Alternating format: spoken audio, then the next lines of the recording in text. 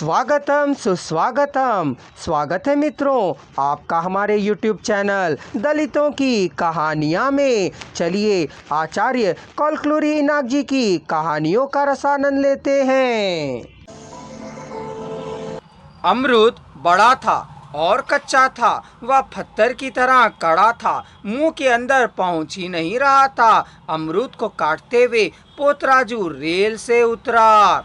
उसे पत्थर से मारकर खाया जा सकता है क्या उसने सोचा, लेकिन उसे दांतों से ही काटकर खाने की उसने सोची।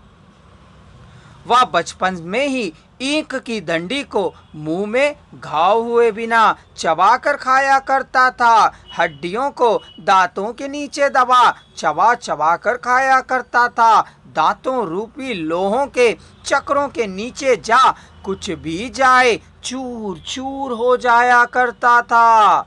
लेकिन एक अमरूद को उसको अपमान करना उसे बुरा लग रहा था। लेकिन जो भी हो, थोड़ा थोड़ा करके दांतों से ही उसे काट काट कर उसने खा लिया। रेल की पटरियों को पार कर पता नहीं क्यों वह घर ना जाए। देवर तालाब की मेड़ पर देवर नीम के पेड़ के नीचे पोतराजू के मंदिर को पहुंचा। उसने लोगों को घिरा हुआ देखा। उसे आश्चर्य हुआ कि इस साल क्या यात्रा होगा। पिता के ना रहने पर उसका बेटा पुजारी बन सकता है, लेकिन उसके वहां ना होने पर उसकी जानकारी के बिना वहां यात्रा कैसे होगा। लोगों ने उठकर पोतराजू को बात बताई। माँ मंदिर में है, नाचरैया आओ आओ कह रहा था। पोतराजू का कलेजा धक रह गया और दहकने लगा था। माँ के अपमान के कारण पोतराजू को दुख और आवेश हो आया था। उसकी उल्हाना को देख उसे रोना भी आया। आदमी जात होने के कारण रोना आक्रोश में बदल गया। पोतराजू क्रोध से झूम रहा था।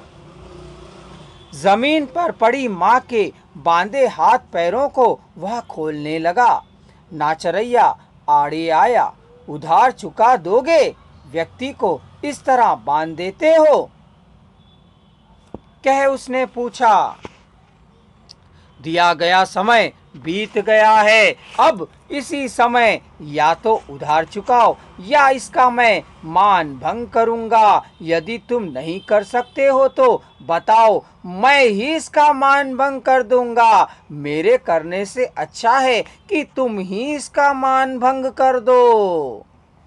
पोतराजू, वह मेरी माँ है, मेरी देवता है, कह रोने लगा। अपनी रुलाई को वह रोक नहीं पा रहा था। मंदिर में पोतराजू लाल हो देख रहा था। मंदिर के आगे पोतराजू रोते हुए खड़ा था।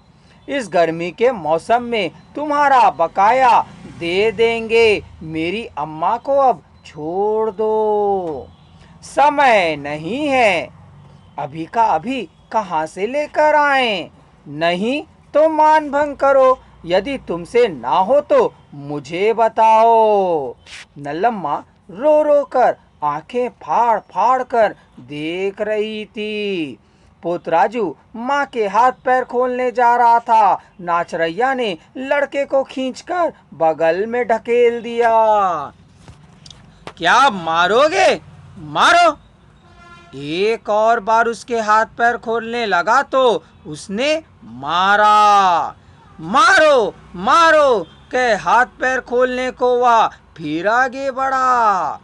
नाचरैया बात से मुकरने वाला नहीं था। उसने एक ऐसा दे मारा कि उतनी दूर वह जा गिरा। बाहर गए लोग आए, उनके साथ पटवारी, गांव के नौकर, चौकीदार आदि भी आए।